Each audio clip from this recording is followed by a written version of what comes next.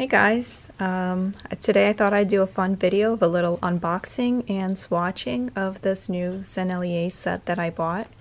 I don't think I need more watercolors, but I was curious to see what these were like since so many people really love them and then other people aren't that big on them. So I thought I'd try one out for myself while they still had this awesome deal. You can get it pretty much in any store still, like Blythe or Amazon. You get the 12, and then the 6 are free because it's basically the same price as if you're buying just the 12. So I haven't opened it yet. This is my first time opening it, if I can get it out of the box. It's pretty stuck in there. Okay. So it's like a nice sort of matte black. It's not super shiny with the little logo on the bottom. And there you go. And then it has this, kind of insert, which I would definitely take out. And then it has the pans in here. So let me see really quick, because I'm just curious. Here's one of the pans. And yep, this is actually one of the nicer ones that you can fit a middle row in if you turn it sideways. You can fit an extra row in. I have this with my Winsor & Newton set, where I stuck an extra row in there. As opposed to my Schminke palette. This is the Schminke one. I now have my Prima watercolors in there because I didn't have that many Schminke, so I put them in a smaller palette. These are Prima, and these ones you can't stick an extra pan in there. It just doesn't fit. So I much prefer the ones where you can add the pan in if you need to, if you want to get more colors. So I'm glad that that's the case. I might take these ones out and just put them in a smaller palette and maybe use this palette for my Daniel Smith watercolors. So here's the little insert, and what I'm gonna do, and I'm not gonna waste time doing it right now while I'm making the video, I'll do this later. I have my little swatch book.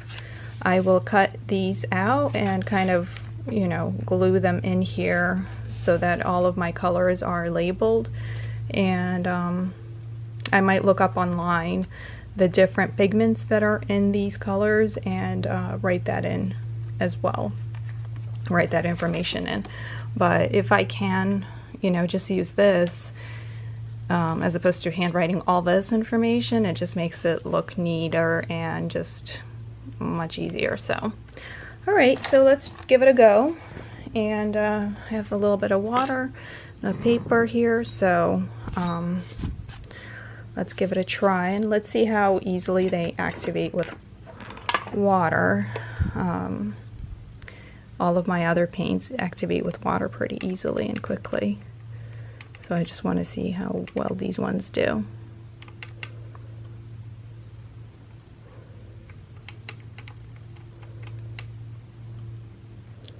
So I'm going to start with the yellow, and I have the black line here so that I can see how transparent they are. I'm going to start out at full strength up top and then more diluted down at the bottom. So that looks like that was a lemon yellow.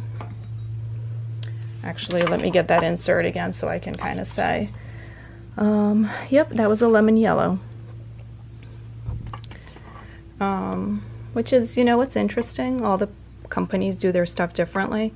So this one only has one yellow. A lot of times they'll do a cool yellow, which is the lemon yellow, plus a warm yellow. So you can mix warm and cool colors and triad, like a triad of yellow, red, and blue. And they'll do cool colors in all those and then warm colors in all those. So it gives you more mixing possibilities, but this one did add a free yellow right there, which is the Naples Yellow Deep. So that's probably the warm yellow option, even though it wasn't included in the original 12 set pan. 12 pan set. So this one's a little bit opaque, so I'll be curious to see what pigments it's made up of. So let's go next into, let's do this kind of orangey red. So, ooh, wow. This is actually very, very bright and pigmented. So I'm not sure, some people were saying they weren't getting super strong saturation or colors, but that's very bright. I like that one a lot. That one's called French Vermilion. Then let's do the Alizarin Crimson. And you can see I didn't even spray them beforehand or anything. I just kind of am going straight from the pan. Ooh, that's, wow. Oh my gosh, these colors are actually super, super amazing. Look at this Alizarin Crimson. It's like, usually it's like a lighter pinkish color in all my other ones, but this one is like very deep. That's gorgeous. Well, I hope I don't lose track of which ones I've been swatching, because I kind of did the Naples yellow out of order. So let me, you know what? I'm gonna get a pen and I'm gonna label them so that I don't get confused with just the numbers really quick. It's not gonna take long. So this is they're 501. This was the Naples yellow, which was 566, because they number all their colors. 675, and just so I know how to label them later on when I'm doing it on my own time. All right, so, and what I'm doing right now is I'm just trying to kind of match it in like a little bit of an order as I swatch them. So let's do this color they call bright red. So this is a bright red, so I'm not sure how it differs from like these other ones, but it's so bright. I love bright saturated colors. That's why I fell in love with my Winsor Newtons and actually Daniel Smith's. For some reason, the Schmincke ones were not that bright for me. I'm not sure why. Maybe it's the paper, because this paper is really not very good quality. This was like a $3 paper pad from Blythe. It is watercolor, but it's very, very cheap. Okay, that was nice. 619. So far, I'm really happy with these. And apparently they're super transparent too, which I can definitely see that. This is the only one so far, the Naples yellow, that's a little bit opaque. Let's do Carmine. This is Carmine. Sorry. Carmine. That's pretty.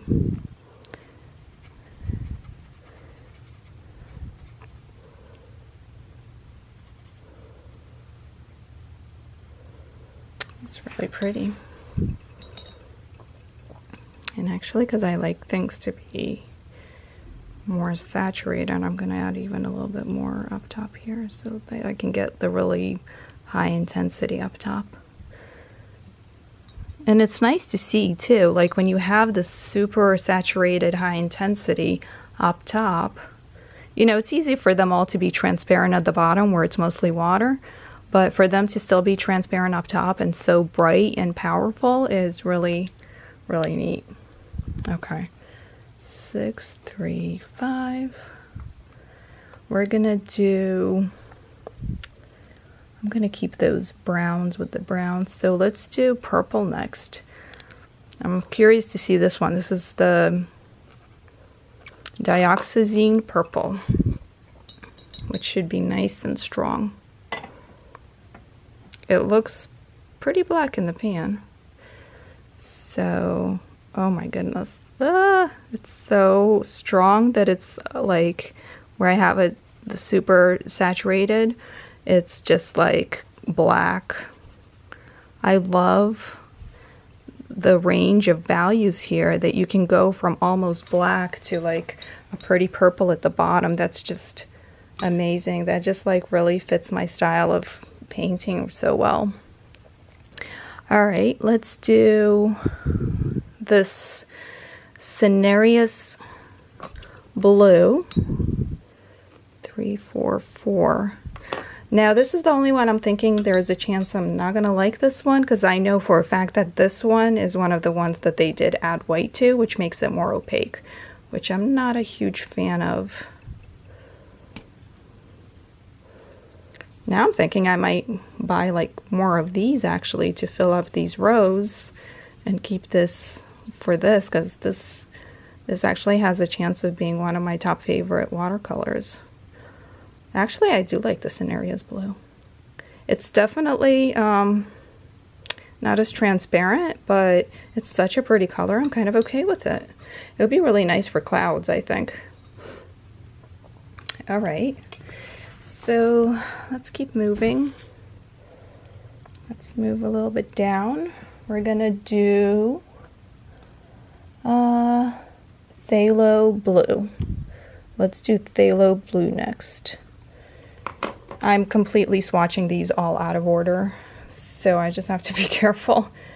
So this is ultramarine deep, and this is the phthalo blue. So let's do this one next. Phthalo blue. Ooh. Oh, that's, oh my gosh, I love it. Look at that. Look at that color.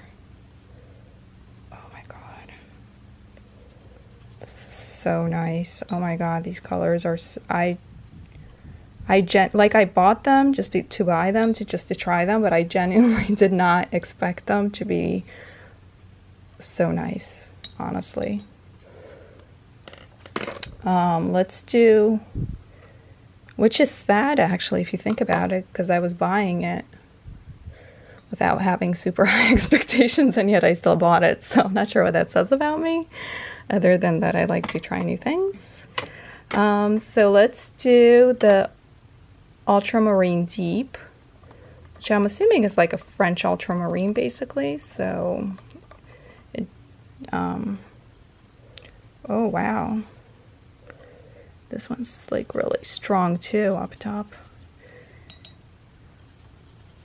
I swatched these right. It looks so much like this one. No, it's definitely not the same color, but it looks a lot the same. Doesn't it look exactly the same? Looks pretty much the same to me. Let's put a little bit more of this up top so I can compare it, and then we'll try the phthalo blue. This is the phthalo blue. Let's try to add a little bit more of this up top. I swear it looks, I don't know, maybe my color vision sucks, but they look pretty much identical to me, at least.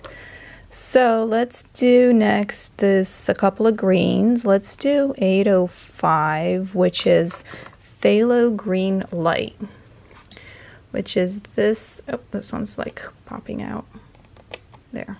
Oops. There. They do that sometimes. It doesn't, you know, the colors kind of pop out sometimes, but it's not a big deal. Like if the little blocks fall out of their pans, you can kind of quote unquote glue them back in with water. It just activates the bottom of the pan, and then it kind of sticks better. That's like a really pretty light lime green, sort of. So pretty. These colors are so pretty. Okay, let's see. We're gonna do 899, which is forest green.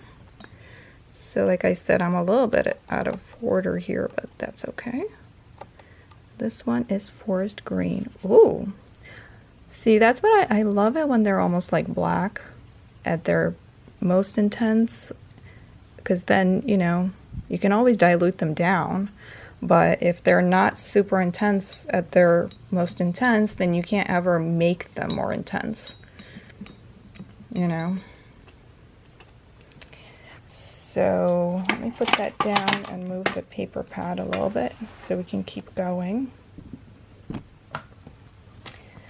What else do we have? I think now we're going into the browns. So we have, let's do 211, which is burnt sienna, which is a nice basic color. This one right here, which is always good for pretty much any palette.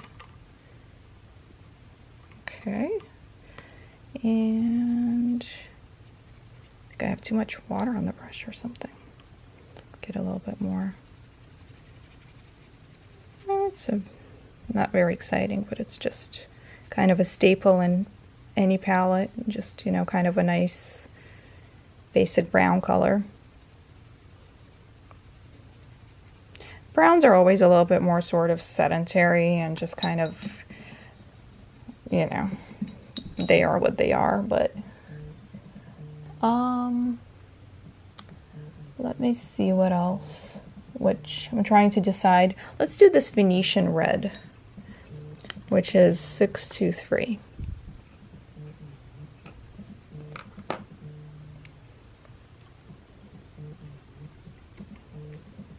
This one right here, I'm doing a bottom row. This was one of the quote-unquote freebies. Venetian red. Let me add some water. That's a nice, it's a very sort of, yeah, it's, I mean, it's basically a reddish brown, like a terracotta kind of color.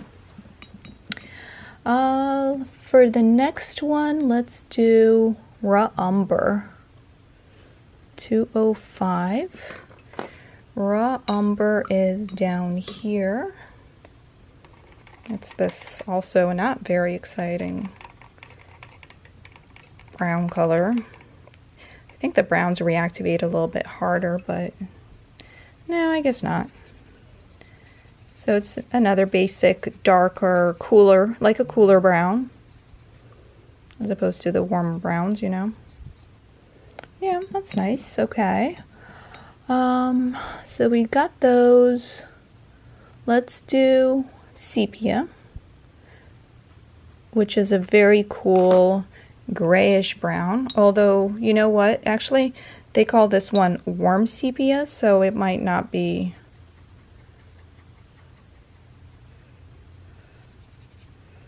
This one is a warm sepia, so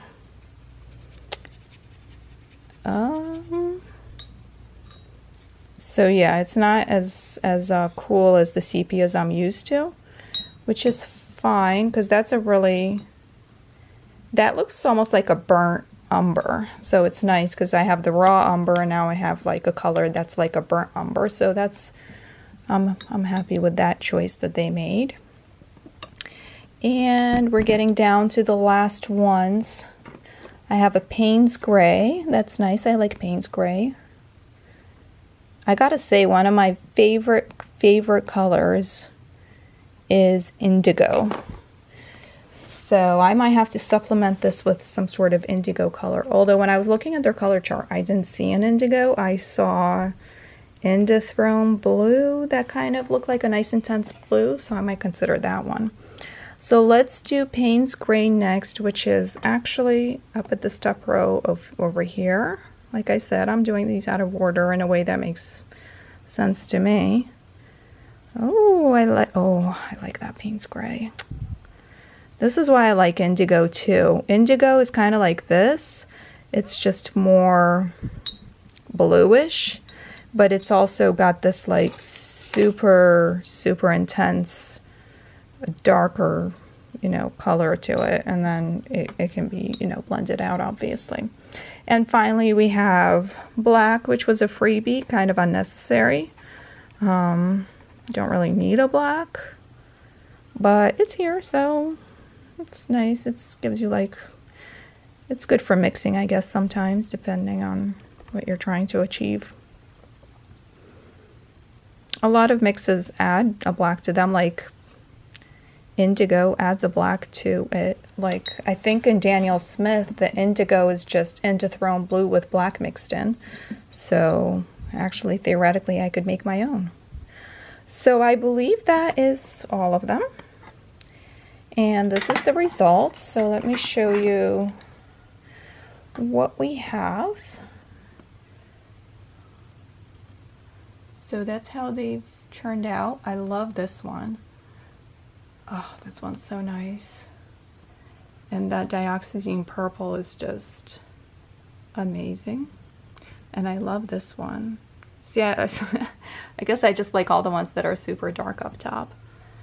It just makes for such nice contrasts when you can have like really dark darks and lighter lights. And I'm really liking this one. This Venetian red is really pretty. And this one I like, even though it's still wet, so it's hard to tell exactly what it's going to dry to, but if I could not worry about these getting messed up because they're wet, I could try to like show you guys a comparison.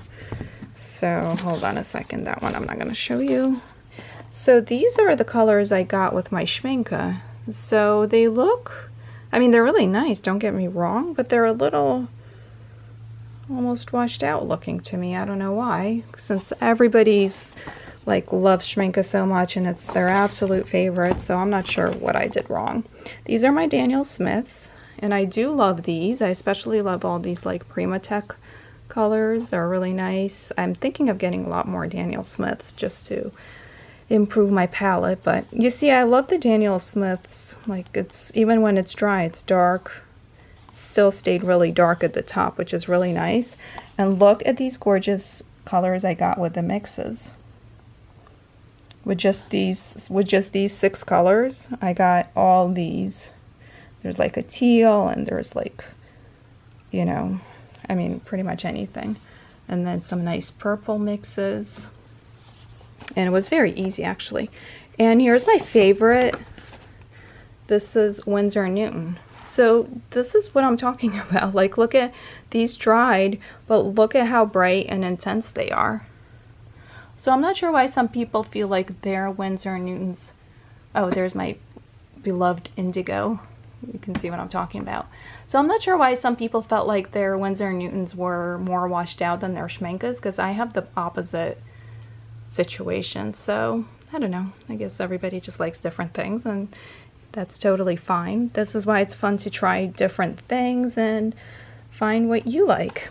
So let me go back to, hopefully it didn't get messed up. Oh good, it's still put where it's supposed to be. So yeah, I think I still like my Winsor & Newtons better, but these dry a little bit lighter than they were, whereas the Winsor & Newtons kind of dried strong.